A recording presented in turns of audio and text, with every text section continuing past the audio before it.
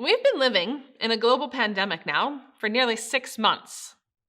Back in April, I would check the stats nearly every day. Statistics like where the hotspots are, what the R0 is in various places, the number of infected or the number of fatalities, among many others. Nowadays, I become too sensitive and frankly too distraught to keep doing that. As of this recording, through testing, we know that over 27 million people in the world and over 6 million people in the United States have been infected.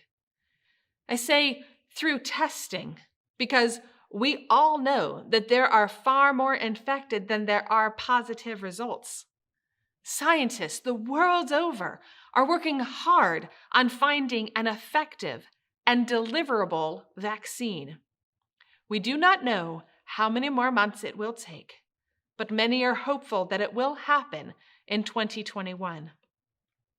The purpose of this vaccine is so that a person does not get ill if the virus gets to them.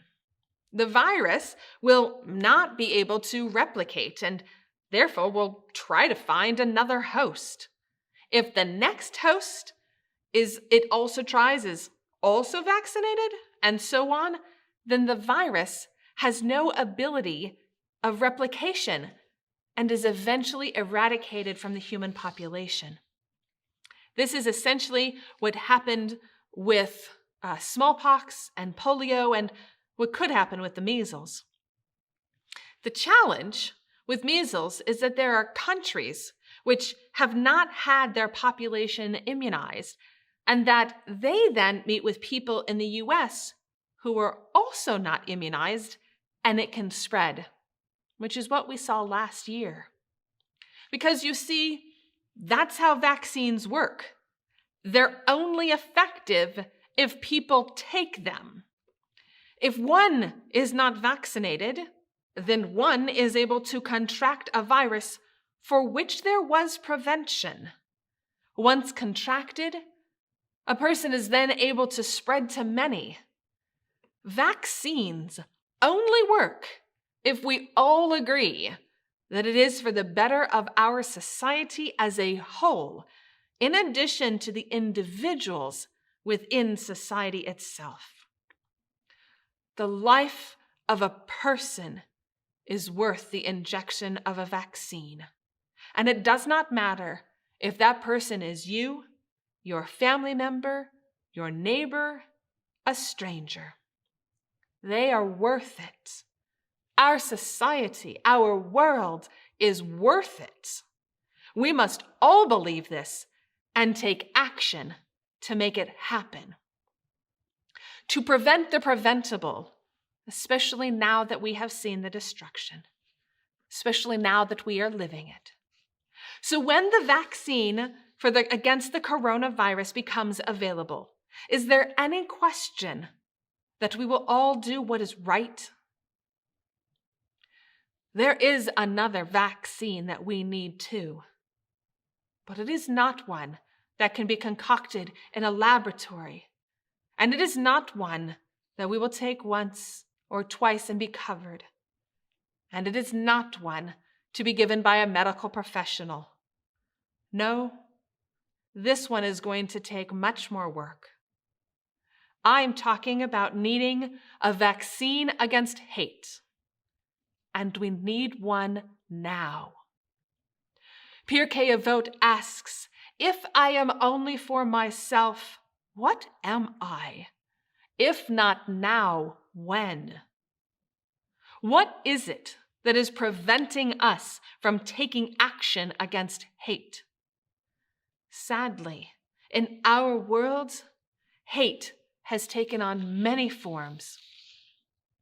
We see hatred in the form of anti-Semitism, when we see overt words, graffiti, and violence against Jewish people throughout the world.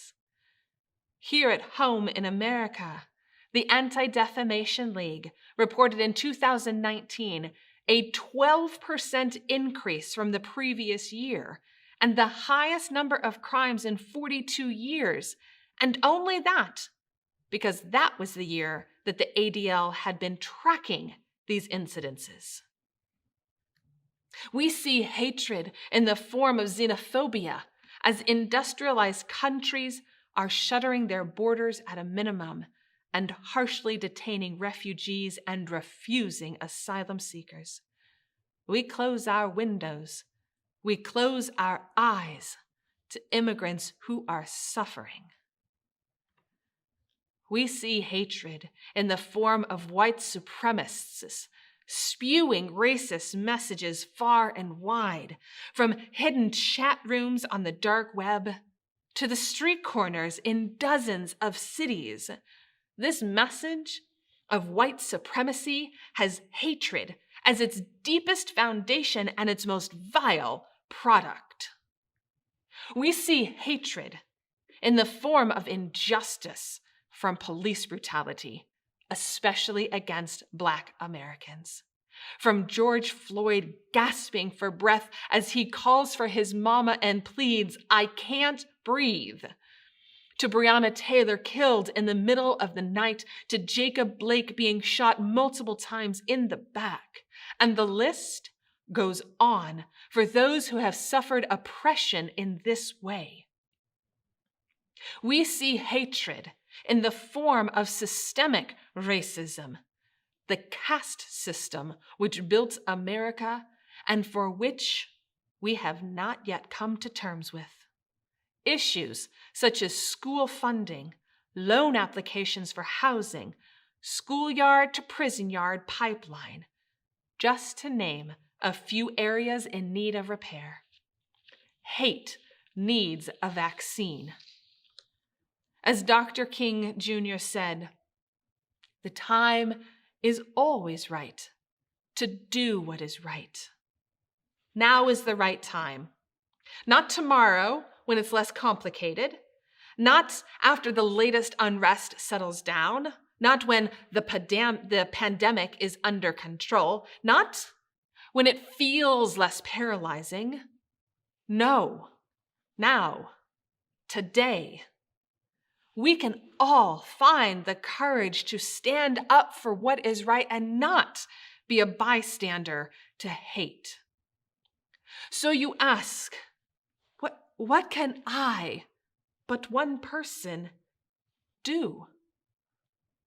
More than you realize is the answer. First of all, you can vote. Vote against hate wherever you see it on the ballot.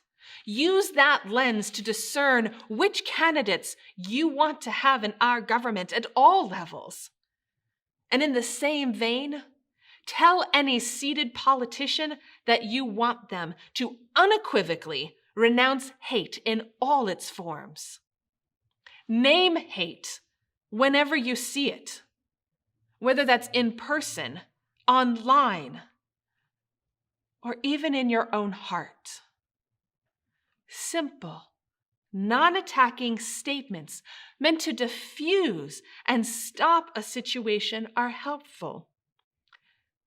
If that sounds scary, remember, as Nelson Mandela taught us, that courage is not the absence of fear, but the triumph over it. Contact our local chapter of the NAACP and see how they would like individuals to get involved. Read books about other cultures. Dr. Rudine Sims Bishop uses the term mirrors, windows, and sliding glass doors to encourage diversity. She further develops this statement by saying, books are sometimes windows, offering views of worlds that may be real or imagined, familiar or strange. These windows can also be sliding glass doors, and readers only have to walk through in imagination to become part of what the world that was created in this book. And when lighting conditions are just right, a window can also become a mirror. Literature transforms human experience and reflects it back to us. And in that reflection, we can see our own lives and experiences as part of the larger human existence. So make sure that your bookshelves, the bookshelves in your families, and the public library all have these opportunities. I would extend Dr. Bishop's statement to include radio, TV, movies, podcasts, online articles, and so on. All the things that we absorb into ourselves need to be elements of windows, mirrors, and sliding glass doors. So how else can each of us combat hate today? With love. Let's find a way to move the needle. We can move from tolerance to acceptance, and then inclusion and appreciation and representation. Let us look at diversity as an asset, not a liability. Let us find beauty in a mosaic rather than the homogeneity of a melting pot. Let us see one another, really see another human being for their experiences. That means even if it makes us uncomfortable. That means even when we are confused by the intersectionality that a person can present. That means even if we want to shy away from the hard conversations because we simply cannot comprehend their story. We can combat hate by being informed, curious, and kind. You might be asking yourself why we need to engage so completely now. To that, I would answer with another Jewish concept, which has become more well known in this COVID era. And that's the concept of pikuach hanefesh, the saving of a life. There are few subjects more precious in Judaism than that of life. In fact, we are able to evaluate and make concessions on nearly every mitzvah if it means that a life is saved. The Talmudic rabbis and every commentator since have tried to understand what this phrase truly means. And the more it's analyzed, the broader it gets. No longer is pikuach nefesh relegated to the literal moment between life and death. No, a far more generous definition for which widely protects the sanctity and reverence of life is found now. When evaluated with this understanding, we see the need to look at quality, not only quantity, of life. Therefore, we come to understand that a life lived in poverty, in oppression, in fear, in sadness, in hopelessness, is in need of our assistance. Our value system, which is built into our Jewish tradition, places that protection or redemption of a quality life above nearly all else. In the face of need, of so many areas of need, how can we turn away? Think of all the lives that will be affected by your actions or by your inactions. We don't need to wait for a laboratory scientist to discover the right formula for a vaccine.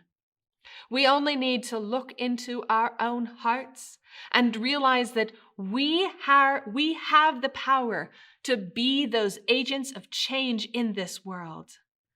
Just as a medical vaccine needs to be administered to all in order to be effective, so too does a vaccine against hate need to be absorbed by all in order to complete peace and change to occur. We cannot control other people, but we can control ourselves, our words, our actions, our hearts. May we come to see hatred in all its forms in our world. May we come to recognize our ability to do something to stop it, and perhaps even prevent it. May we come to know a true abiding peace that comes from doing what is right and by making the world that much better by our deeds. May we be inscribed and sealed for the book of life. Shana Tova u'Metzuka. May this year be a good year for all.